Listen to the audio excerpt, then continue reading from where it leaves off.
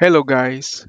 Today, magluluto ako ng beef steak at binabad ko na nga yung beef ng toyo, paminta, bawang at saka lemon. Tapos nag-init na rin ako ng kawali para naglagay na rin ng mantika para i-prito yung beef hanggang maging golden brown siya. Yan. Tapos hahanguin ko rin yan. Tapos gagawin ko pa-fry ako ng bawang at saka yung pulang sibuyas para pampabango sa beef. Yan.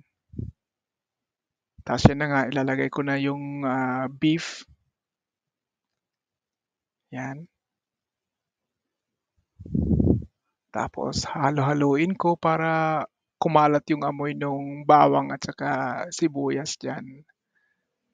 Kasi yung puting sibuyas hindi siya mabango. Medyo matamis. So, yan. Nilagay ko na dyan nga pala yung pinagbabara ng beef hanggang lumambot. Kaya yan, ilalagay ko na yung white onion. Medyo marami siya kasi gusto ko siya na marami. Gusto ko siyang kainin na maraming onion.